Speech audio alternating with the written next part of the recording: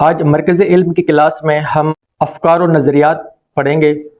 تحریک منہاج القرآن کے قیام کا مقصد۔ سوال ہے، تحریک منہاج القرآن کے قیام کا مقصد کیا ہے؟ عالم اسلام میں اس وقت مختلف سطحوں پر مختلف جماعتیں، تنظیمیں اور دینی ادارے خدمت دین کے مقصد کی تکمیل کے لیے سرگرم عمل ہیں، جن میں سے ہر ایک اپنے اپنے نقطہ نظر سے اپنے مطابق دین متین کی سربلندی کے لیے مصروف عمل ہے۔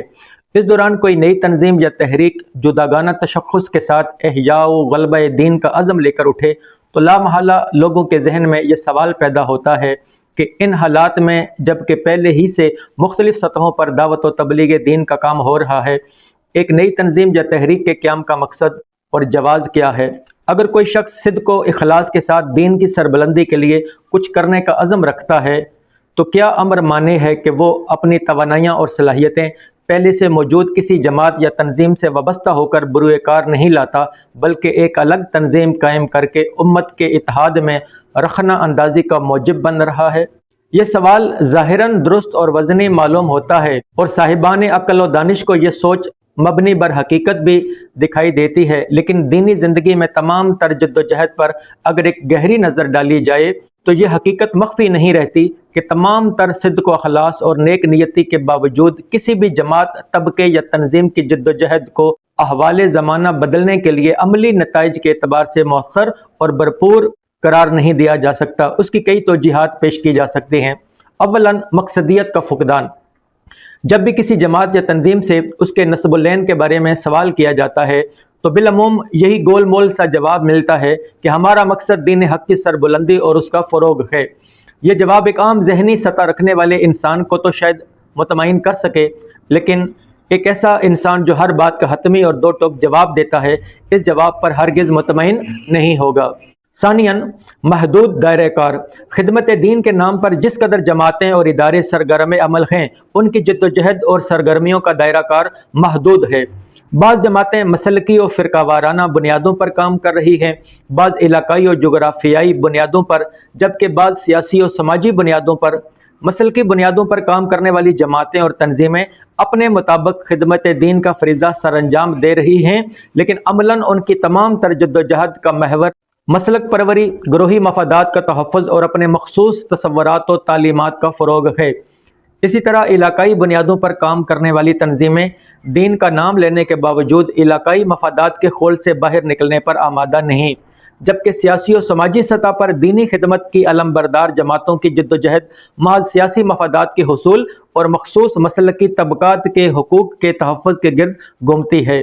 مذکورہ بنیادوں پر کام کرنے والی جماعتوں اور تنظیموں سے کبھی بھی ایک ہمگیر دینی اور ملی تبدیلی کی توقع نہیں کی جا سکتی۔ برسر پیکار مسلکی بنیادوں پر ہونے والی جد و جہد کا ایک انتہائی افسوسناک پہلو یہ بھی ہے کہ ایسی جماعتیں ہم وقت ایک دوسرے کے خلاف برسر پیکار رہتی ہیں۔ ایک دوسرے کے عقائد پر طعن و تشنیع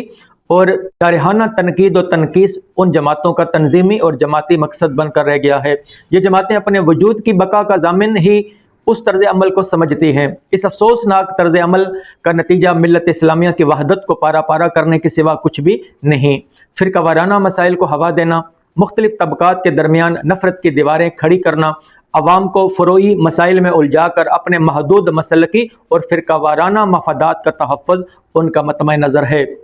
اس طرح مسلکی بنیادوں پر کام کرنے والی سیاسی جماعتوں کی جد و جہد پر بھی گروہی مفادات کی چھاپ اس قدر گہری ہو چکی ہے کہ فرقہ وارانہ مفادات کے تحفظ کی محدود سوچ انہیں کبھی بھی دینی ہمگیریت کے تصور میں جذب نہیں ہونے دیتی۔ یہ جماعتیں وقتی مصلحتوں کے تحت بعض اوقات متحد بھی ہو جاتی ہیں، لیکن چند قدم چل کر مسلکی مفادات کے اسی گرداب میں پھنس جاتی ہیں۔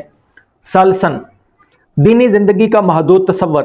بعض جماعتیں اور تنظیمیں ایسی بھی ہیں جو محض فضائل و عبادات کی تبلیغ اور فروغ و اشاعت کو ہی خدمت دین تصور کرتی ہیں۔ یہ جماعتیں مسلکی اور فرقہ وارانہ بنیادوں سے ماورا ہو کر خدمت دین کے کام کا دعویٰ تو کرتی ہیں، لیکن دائرہ کار ان کا بھی محدود ہے، جو دین کے محض ایک جزو کو محیط ہے۔ انسانی زندگی کے دیگر شعبوں سے عملاً ان کی جد و جہد کا کوئی تعلق دکھائی نہیں دیتا، چنانچہ معاشرے کی سیاسی و اقتصادی سماجی و معاشرتی، تہذیبی و ثقافتی اور فکری و ملی زندگی پر ان کی سعی و کاوش کی کوئی چھاپ دکھائی نہیں دیتی۔ ان شعبہ زندگی میں پائے جانے والے اصلاح طلب پہلوؤں سے انہیں گویا کوئی سروکار ہی نہیں۔ صاف ظاہر ہے ان کے سامنے بھی دین کا ایک محدود تصور ہے۔ جب باطل قوتوں کے ساتھ عملاً ٹکر لے کر ایک ہمہ گیر دینی تبدیلی ان کے مقاصد ہی میں شامل نہیں، تو کیسے تصور کیا جا سکتا ہے کہ ان کی جد و جہد اور سعی و کاوش سے ملت اسلامیہ کی تقدیر بدلی جا سکتی ہے؟ مزید برآں ان جماعتوں کے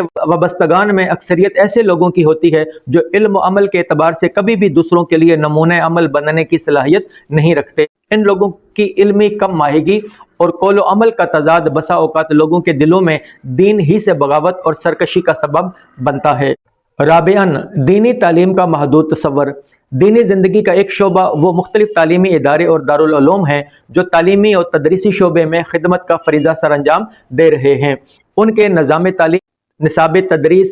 انداز تربیت اور مخصوص مزاج سے قطع نظر محض اسلامی معاشرے کی تعبیر و تطہیر میں ان کے کردار اور احیاء اسلام کی عالمگیر جد و جہد کے حوالے سے ان کی کارکردگی پر ایک نظر ڈالیں تو یہ ناقابل تردید حقیقت سامنے آتی ہے کہ یہ ادارے صرف اور صرف دین کے تعلیمی پہلو کو ایک محدود حصے کی کفایت تو کر رہے ہیں، لیکن معاشرے میں حقیقی تبدیلی کی داغ بیل ملت اسلامیہ کے احیاء و اتحاد اور غلبہ دین حق کی عالمگیر جد و جہد ان کا مطمع نظر ہی نہیں۔ اس پر ترا یہ کہ علماء کی جو کھیپ الا ماشاء اللہ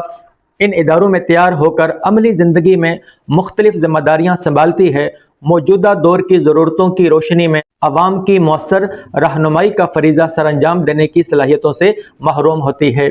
مذکورہ بالا تمام جماعتوں، تنظیموں اور اداروں کے علاوہ مسلکی اور محدود گروہی وفاداریوں سے بالا تر دینی جد و جہد کا علم بردار ایک طبقہ ایسا بھی ہے جو احیاء دین ملت اسلامیہ کی سربلندی اور اتحاد و یکجہتی کا داعی ہے، لیکن اگر اس مخصوص طبقے کی جد و جہد کا اس کی سابقہ تاریخ اور کارکردگی کی روشنی میں جائزہ لیا جائے تو یہ افسوسناک حقیقت سامنے آتی ہے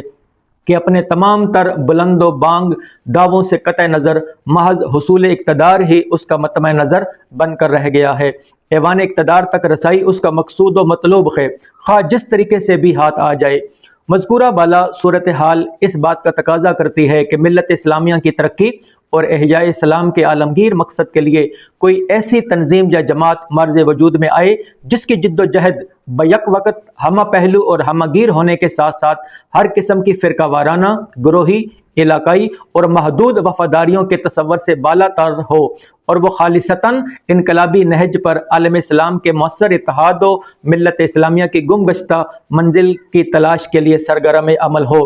وقت کی اس اہم ترین ضرورت کے پیش نظر تحریک منہاج القرآن کا قیام عمل میں لایا گیا ہے۔ عالمگیر سطح پر غلبہ دین کی بحالی، اسلام کی نشاط ثانیہ اور ملت اسلامیہ کا احیاء و اتحاد اس کی منزل ہے، جبکہ ہر سطح پر باطل اور طاغوتی طاقتوں کے خلاف غیر مصالحانہ جنگ اس کا لائحہ عمل ہے۔ عالمگیر اسلامی انقلاب کا یہی وہ تصور ہے جو حضور نبی کرم صلی اللہ علیہ وآلہ وسلم کی سیرت طیبہ نے ہمیں مہیا کیا ہے۔